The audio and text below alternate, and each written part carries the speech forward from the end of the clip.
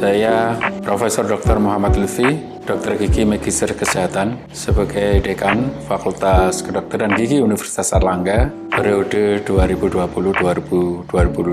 Mulai dari S1, S2, kemudian S3 murni di Fakultas Kedokteran Gigi. Kemudian pada tahun 2023, Alhamdulillah kami bisa meraih gelar Guru Besar Fakultas Kedokteran Gigi Universitas Airlangga.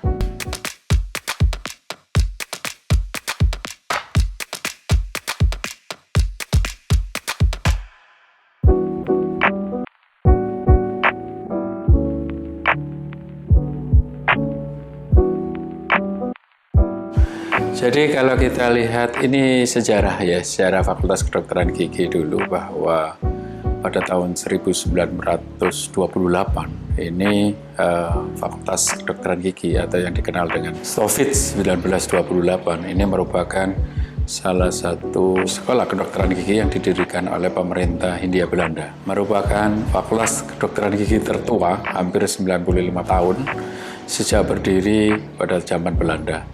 Kemudian dalam perjalanannya, Fakultas Kedokteran Gigi Stovits 1928 ini mengalami beberapa metamorfosis nama.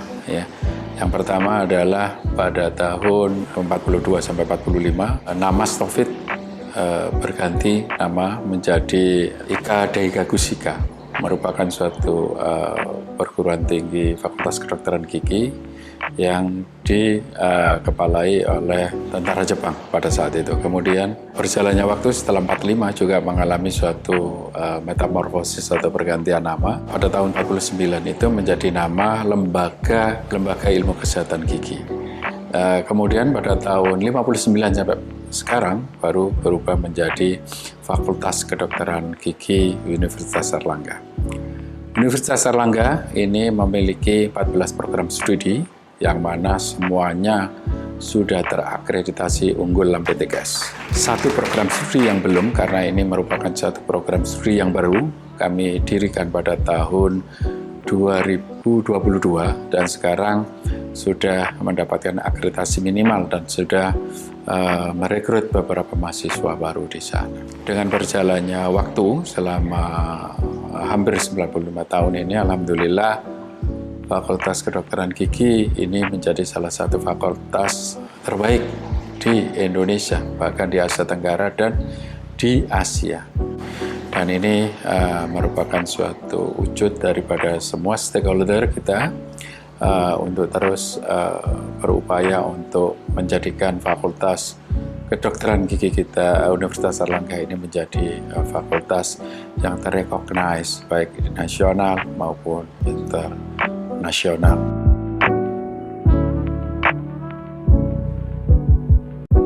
Tentu pada menjelang lustrum yang ke-95 kami juga melakukan beberapa pembenahan terkait dengan sarana maupun prasarana, yang mana ini merupakan suatu syarat mutlak bagi Fakultas Kedokteran kami yang sudah terakreditasi baik, unggul, kemudian sudah terrecognize baik nasional maupun internasional, ini akan terus mempertahankan peringkat prestisius ini supaya nanti bisa menghasilkan para lulusan-lulusan yang mumpuni, yang sanggup menghadapi tantangan baik nasional maupun internasional.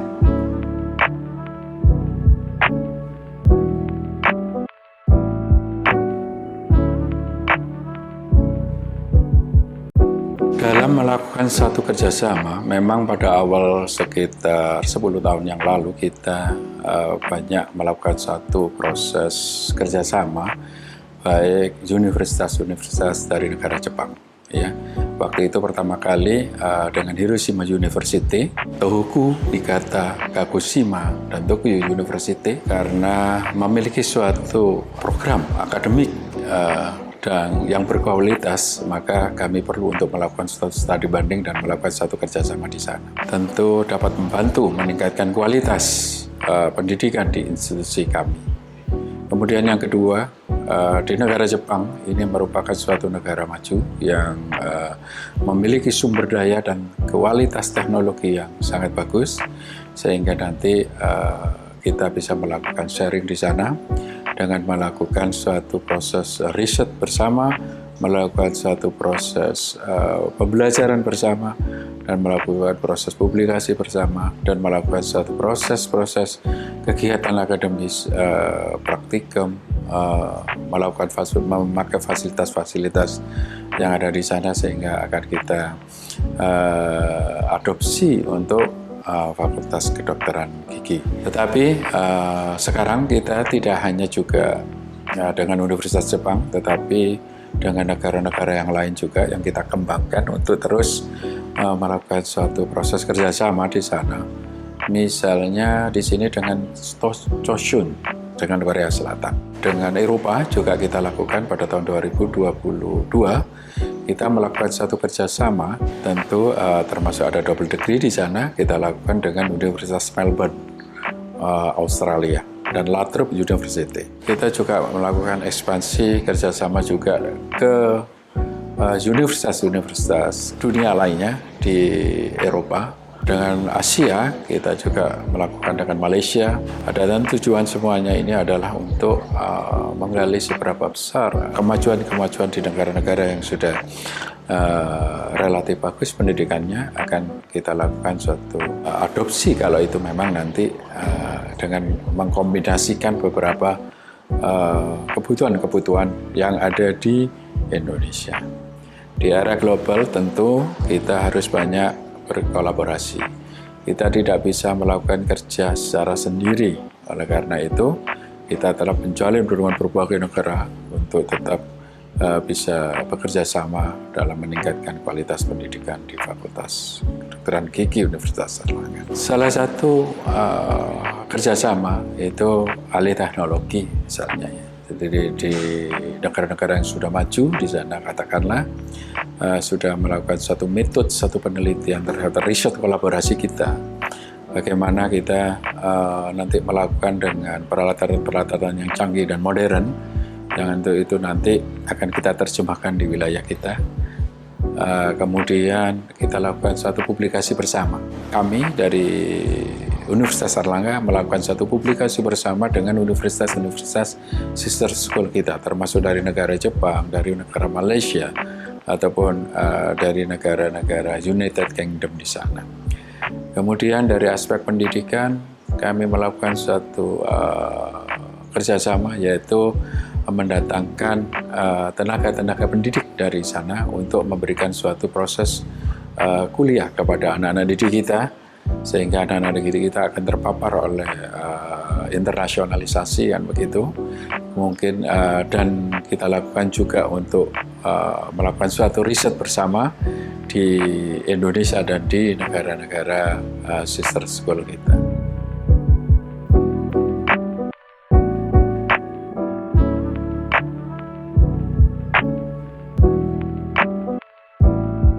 Fakultas Kedokteran Gigi kita, alhamdulillah pada dekade terakhir sudah banyak mengalami kemajuan.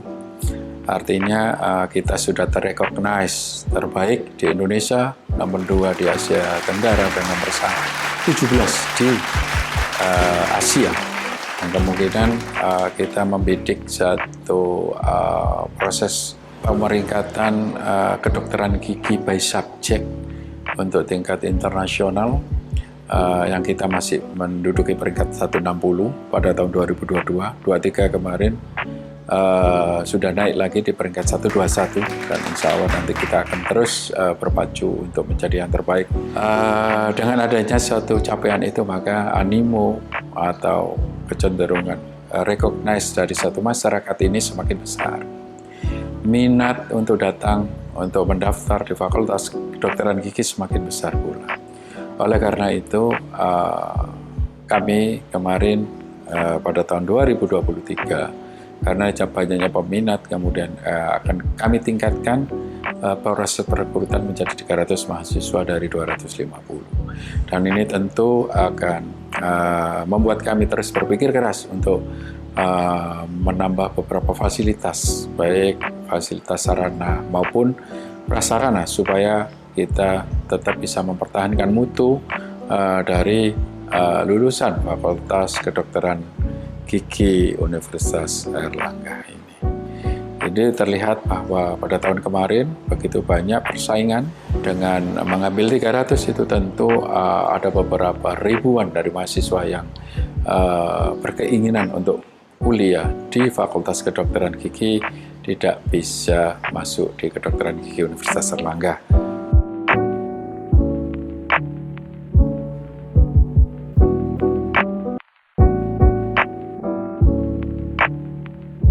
Saya coba melakukan satu proses pembelajaran di sini melalui dua mekanisme itu, yaitu student center learning dan lifelong learning, di mana ini memiliki beberapa kelebihan satu dengan yang lain. Oleh karena itu ini kita kombinasikan di sini. Yang mana student center learning yang ada pada Fakultas Kedokteran Gigi ini kita pilih karena itu lebih fokus kepada materi yang akan kita lakukan untuk pengkajian. Para mahasiswa nanti akan lebih fokus terhadap satu kasus-kasus yang memiliki fenomena tertinggi, kemudian kasus-kasus di bidang kedokteran gigi untuk diselesaikan secara bersama-sama dengan para mahasiswa lainnya dalam satu kelompok untuk di situ terjadi suatu proses diskusi aktif untuk melakukan satu resolusi terhadap adanya kasus yang muncul. Selain itu, dengan student center learning akan terjadi suatu mahasiswa ini menjadi aktif melakukan satu pertanyaan-pertanyaan kepada kita, kepada para pembimbing. Jadi tidak hanya kalau pada zaman dulu kan teacher learning ya, satu arah saja. Mahasiswa lebih banyak pasif, tetapi pada student center learning mahasiswa yang menjadi aktif. Dengan demikian akan menciptakan suatu proses keberanian, proses identifikasi lebih tajam dibandingkan dengan pada teacher learning. Kemudian yang ketiga, pengembangan keterampilan metakognitif di sini ya, di mana selama pembelajaran dengan menggunakan metode ini maka mahasiswa dapat mengidentifikasi tujuan dari pembelajaran mereka dengan memantau kemajuan mereka sendiri. Di sini terjadi suatu kolaborasi ya, pada student center learning ini terjadi kolaborasi yang baik antara para mahasiswa untuk melakukan diskusi dalam pemecahan satu masalah. Sedangkan pada pada sistem pembelajaran lifelong itu memang di satu sisi memang ini akan merupakan suatu pembelajaran yang sangat kontinu. Terdapat fleksibilitas daripada waktu yang dipakai pada saat kita melakukan satu pembelajaran. Relatif tidak ada batasan waktu dan ini akan bisa menyebabkan juga mahasiswa akan mengoptimalkan karirnya itu dengan baik dengan belajar terus sampai walaupun mahasiswa nantinya sudah selesai sebagai lulus sebagai dokter gigi. Apalagi sekarang ada era digital yang mana kalau dulu untuk membaca suatu buku itu harus lari, harus jalan ke perpustakaan, tetapi sekarang dengan duduk di tempat kafe dan sebagainya kita bisa membuka untuk menggali ilmu-ilmu yang kita inginkan. Bagaimana dengan universitas lain ya mungkin itu saya tidak tahu pasti, tapi yang jelas nanti di sini mengembangkan dua metode itu karena selain untuk melatih mahasiswa untuk aktif untuk melakukan suatu proses pembelajaran itu, mahasiswa nantinya setelah lulus pun akan secara kontinu untuk tetap melakukan updating daripada ilmu untuk meningkatkan karir, mengoptimalisasi kompetensi. Karena kita tahu bahwa setiap waktu, setiap saat kasus ini berkembang terus, artinya muncul kasus-kasus baru yang harus segera direspon dan ditangani dengan cepat.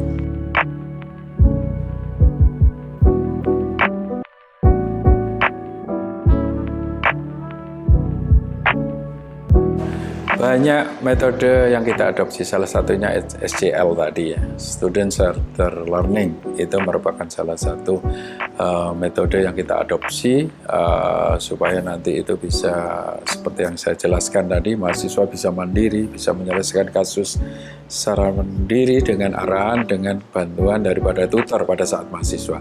Tapi kalau sampai nanti sudah terjun ke masyarakat, maka harus berpikir sendiri dengan kolegiumnya, kan seperti itu. Itu yang kita bekali. Kemudian ada pembelajaran secara e-learning. Ya, pembelajaran ini tidak mengenal ruang dan waktu.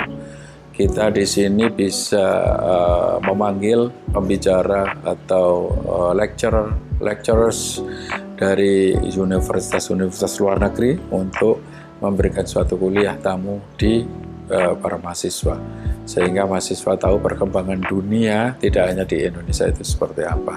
Ya, kemudian ada lagi metode telemedicine. Telemedicine ini adalah pembelajaran jarak jauh. Kita sudah melakukan suatu proses organisasi atau kerjasama dengan negara Asia Pasifik, yaitu yang tergabung dalam APAN. Ini secara bergantian melakukan satu proses pembelajaran. Jadi ada beberapa negara Asia, pada saat kita melakukan pembelajaran akan didengarkan oleh semuanya. Begitu nanti misalnya Korea ataupun Jepang misalnya melakukan pembelajaran, bisa kita dengarkan lewat kita. Itu adalah satu metode telemedicine yang sudah kita lakukan. Kemudian ada peralat pembelajaran melalui rekaman video streaming. Ya, jadi nanti mahasiswa bisa mengulang-ulang, mahasiswa bisa melihat lagi apa yang pembelajaran lewat streaming, lewat YouTube dan sebagainya. Kemudian ada peralatan digital imaging. Satu peralatan yang sudah kita beli yaitu radiologi imaging, itu untuk merencanakan, melakukan diagnosis terhadap kasus-kasus kedokteran gigi yang kita baru beli, itu sudah kita aplikasikan untuk beberapa mahasiswa. Kemudian simulasi klinis berbasis teknologi seperti penggunaan manekin dan sebagainya. Salah satu yang kemarin kita beli itu kan dari Neura, ya, itu dipakai untuk mahasiswa untuk pembelajaran di Fakultas Kedokteran Gigi sebelum masuk klinik. Karena sekarang ada satu peraturan bahwa kita para mahasiswa yang belum lulus tidak boleh merawat satu pasien. Oleh karena itu, supaya skill ini tetap terasa, maka kita lakukan kepada satu manekin, dental simulator, mulai menempel, masang orto dan sebagainya di sana. Sehingga pada saat nanti setelah lulus melakukan internship, setelah itu bisa terjun ke masyarakat dengan rasa percaya diri dengan berbekal ilmu yang sudah kita berikan. Nanti rencana ke depan kami akan mengembangkan digital dentistry untuk memperkenalkan para mahasiswa bagaimana di era global nanti digital dentistry ini merupakan sesuatu keharusan tentunya. Karena di situ ada beberapa kemudahan-kemudahan di sana yang bisa membuat para dokter gigi di era global nanti akan bisa diharapkan bisa memanfaatkan teknologi ini.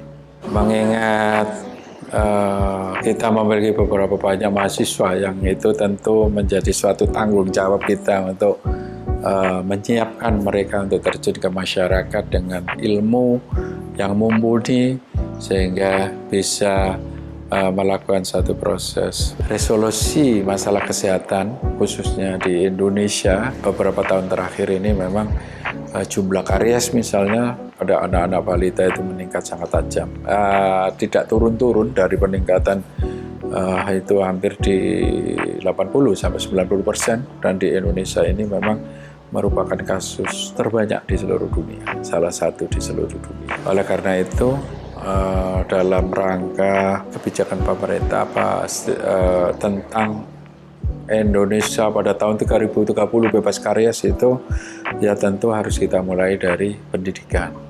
Kalau pendidikan kita benar nantinya, insya Allah nanti anak-anak lulusan kita akan melakukan suatu proses perawatan yang benar, sehingga nanti kasus ini agak menurun.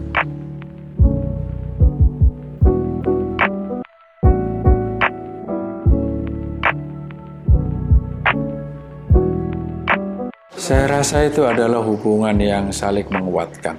sarana, prasarana, dan kualitas lulusan. Karena dengan sarana dan prasarana yang mumpuni dan baik, maka mahasiswa akan bisa mendapatkan ilmu itu secara optimum.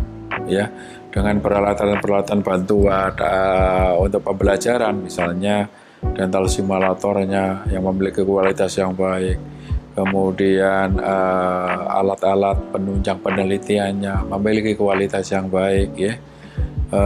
Kita walaupun ada beberapa produsen dari beberapa negara, termasuk salah satunya Jepang, ya, kemudian China, kemudian ada yang dari Jerman dan sebagainya. Tetapi itu tentu semuanya itu adalah untuk memfasilitasi mahasiswa supaya dapat mencapai kelulusan dengan optimal.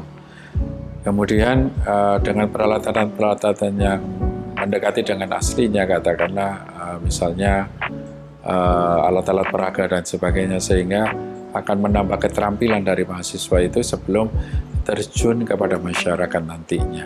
Jadi seakan-akan walaupun tidak menangani satu pasien, maka mahasiswa ini sudah melakukannya pasien tetapi dalam satu pasien artifisial, yaitu melalui simpel manekin.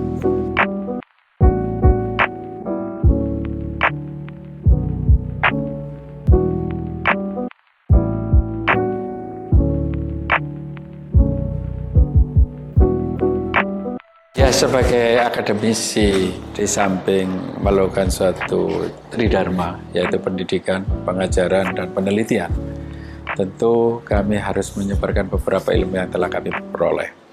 Salah satunya melalui publikasi, kemudian salah satunya melalui penulisan buku yang bisa dibaca, kemudian bisa dimanfaatkan oleh orang-orang yang membutuhkan.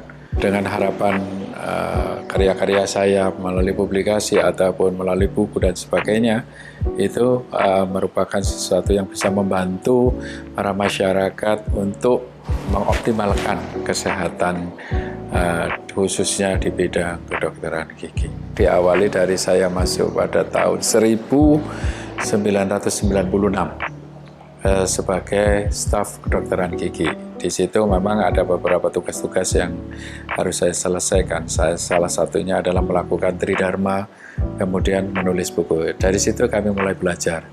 Walaupun pada saat itu masih belum bisa menghasilkan suatu buku, tetapi kami sudah memiliki satu keinginan untuk melakukan suatu penulisan buku. Dan alhamdulillah dengan berjalannya waktu, saya juga berhasil menulis beberapa buku yang tentu ini harus terus kita kembangkan lagi untuk terus memberikan sesuatu yang terbaik apa yang saya miliki kepada dunia masyarakat dunia, khususnya Indonesia, dan tentu untuk Fakultas Kedokteran Gigi dan alma mater saya tercinta, Universitas Airlangga.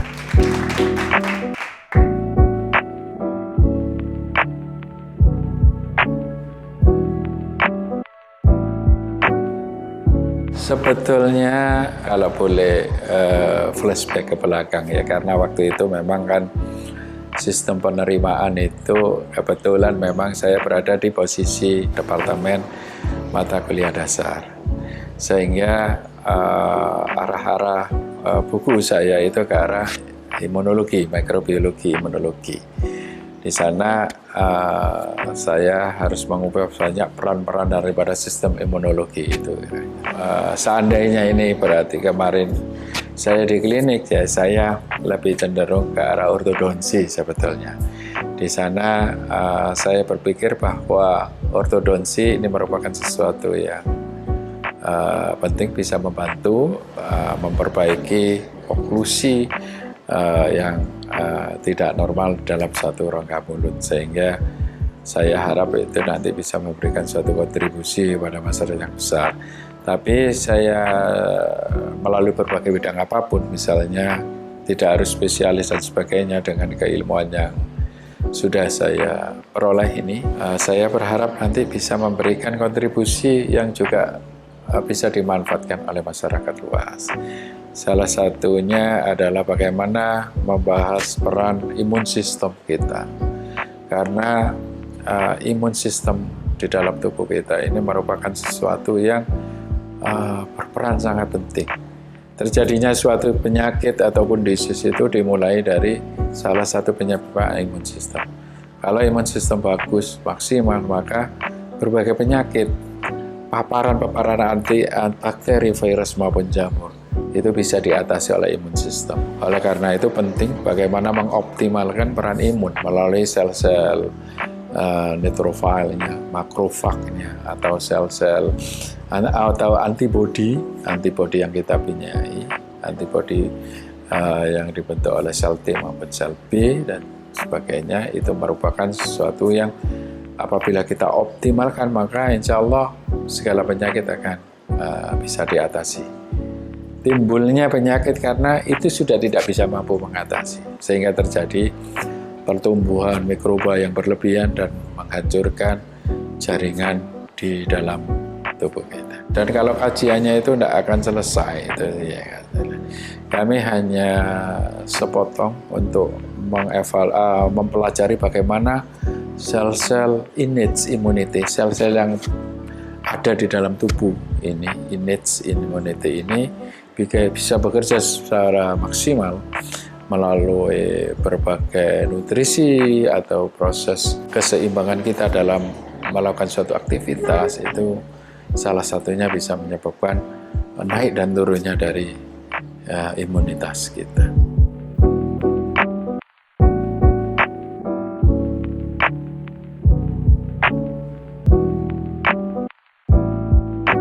Mahasiswa-mahasiswi favorit menurut saya adalah mahasiswa-mahasiswi yang haus akan ilmu.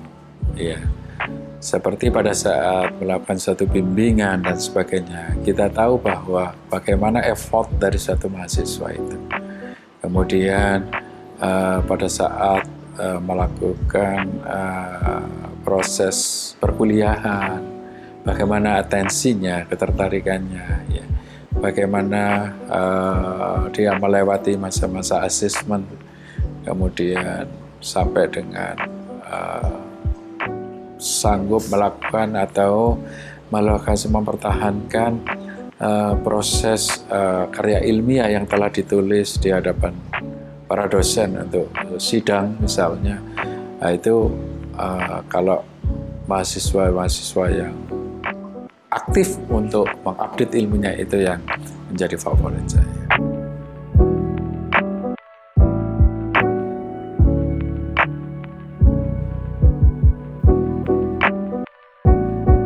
Kekuatan superpower yang saya inginkan seandainya saya punya akan mengubah Fakultas Kedokteran Gigi menjadi yang serba modern, baik dari sarana prasarananya, baik meliputi gedung perkuliahannya, kemudian tempat-tempat riset yang unggulan-unggulan, sehingga menjadi pusat unggulan tidak hanya di nasional, bahkan pada tingkat internasional. Sehingga kita dengan bisa bangga melakukan satu proses riset bersama dengan para sister school kita, dengan kolega kita dari luar negeri.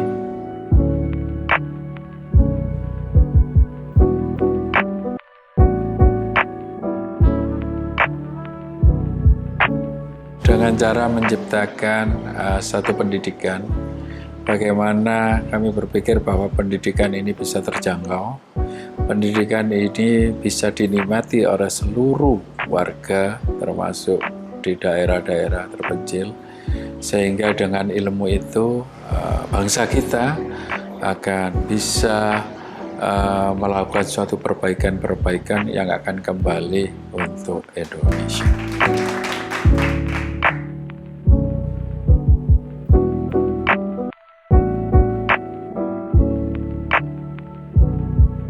Pesan saya untuk generasi muda, para mahasiswa, bahwa nikmati, tekuni apa yang telah kalian jalani pada saat ini. Dan tentu nanti kalau bisa menikmati dan bisa menekuni, insya Allah nanti akan memberikan satu hasil yang maksimal sebagai satu sarana untuk para adik-adik semua di masa yang akan datang. kasih.